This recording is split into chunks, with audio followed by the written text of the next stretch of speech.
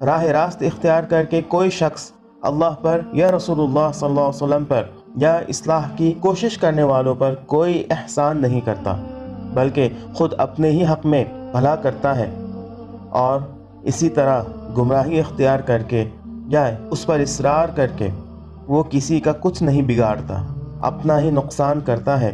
اور داعیان حق انسان کو غلط راستوں سے بچانے اور صحیح راہ دکھانے کی جو کوشش کرتے ہیں وہ اپنی کسی غرض کے لیے نہیں بلکہ انسان کی خیر خواہی کے لیے کرتے ہیں۔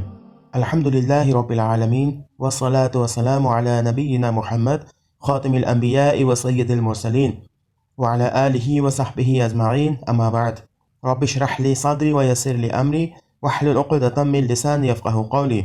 السلام علیکم ورحمۃ اللہ وبرکاتہ۔ میں محمد عامر سورہ بنی اسرائیل کی تفسیر کی سیریز لے کر حاضر ہو چکا ہوں۔ آج انشاءاللہ تعالی آیت نمبر 15 کی تفسیر ہم پڑھیں گے۔ آئیے اس تفسیر کی شروعات کرتے ہیں قرآن کریم کی تلاوت سے۔ اعوذ باللہ من الشیطان الرجیم،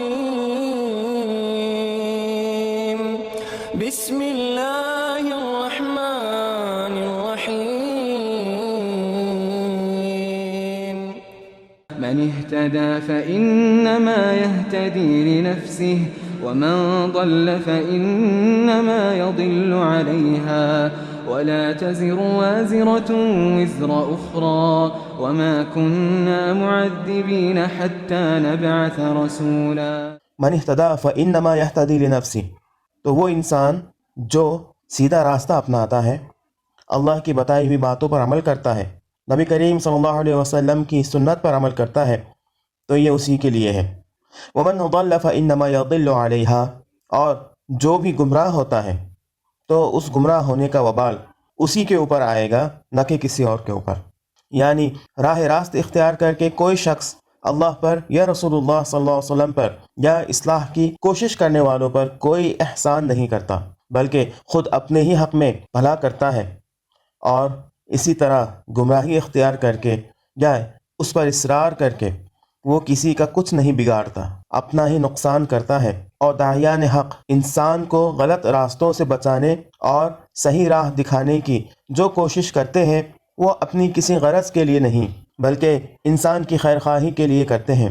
ایک عقل مند آدمی کا کام یہ ہے کہ جب دلیل سے اس کے سامنے حق کا حق ہونا اور باطل کا باطل ہونا واضح کر دیا جائے تو وہ تعصبات اور مفاد پرستیوں کو چھوڑ کر سیدھی طرح باطل سے باز آ جائے اور حق اختیار کر لے۔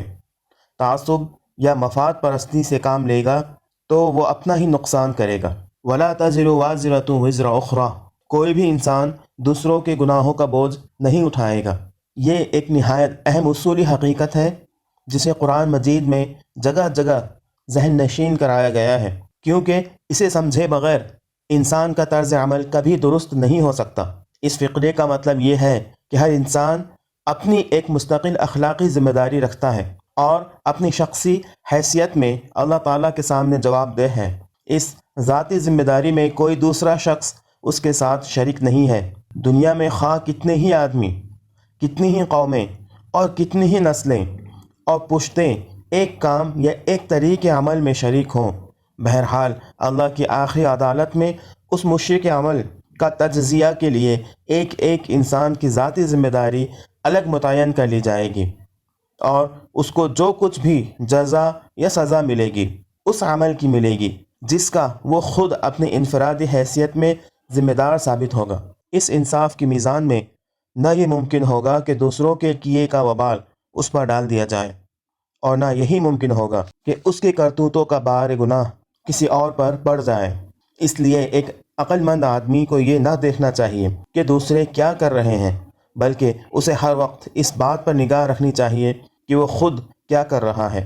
اگر اسے اپنی ذاتی ذمہ داری کا صحیح احساس ہو تو دوسرے خواہ کچھ کر رہے ہوں وہ بہرحال اسی طرز عمل پر ثابت قدم رہے گا جس کی جواب دہی اللہ کے حضور وہ کامیابی کے ساتھ کر سکتا ہو۔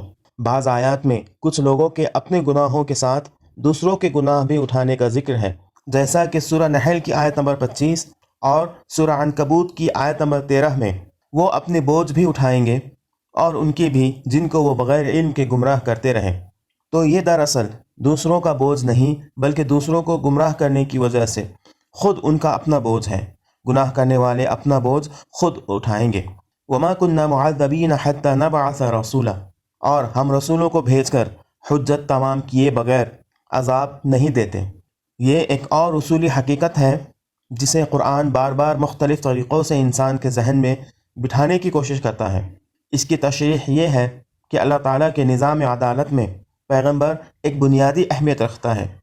پیغمبر اور اس کا لایا ہوا پیغام ہی بندوں پر اللہ کی حجت ہے۔ یہ حجت قائم نہ ہو تو بندوں کو عذاب دینا خلاف انصاف ہوگا، کیونکہ اس صورت میں وہ یہ عذر پیش کر سکیں گے کہ ہمیں آگاہ کیا ہی نہیں گیا تھا، پھر اب ہم پر یہ گرفت کیسی؟ مگر جب یہ حجت قائم ہو جائے تو اس کے بعد انصاف کا تقاضا یہی ہے کہ ان لوگوں کو سزا دی جائے جنہوں نے اللہ کے بھیجے ہوئے پیغام سے منہ موڑا ہو یا اسے پا کر پھر اس سے پھر گئے ہوں۔ بیوقوف لوگ اس طرح کی آیات پڑھ کر اس سوال پر غور کرنے لگتے ہیں کہ جن لوگوں کے پاس کسی نبی کا پیغام نہیں پہنچا ان کی پوزیشن کیا ہوگی، حالانکہ ایک عقل مند آدمی کو غور اس بات پر کرنا چاہیے کہ تیرے پاس تو پیغام پہنچ چکا ہے، اب تیری اپنی پوزیشن کیا ہے؟ رہے دوسرے لوگ تو یہ اللہ ہی بہتر جانتا ہے کہ کس کے پاس کب کس طرح اور کس حد تک اس کا پیغام پہنچا اور اس نے اس کے معاملے میں کیا رویہ اختیار کیا اور کیوں کیا۔ عالم الغیب کے سوا کوئی بھی یہ نہیں جان سکتا کہ کس پر اللہ کی حجت پوری ہوئی ہے اور کس پر نہیں ہوئی۔ آج کے لیے اتنا ہی۔ اللہ رب العزت سے دعا ہے کہ اللہ تعالی ہمیں اس آیت کو سمجھنے اور اس پر عمل کرنے کی توفیق عطا فرمائے، آمین۔ وآخر دعوانا ان الحمد للہ رب العالمین۔ السلام علیکم ورحمۃ اللہ وبرکاتہ۔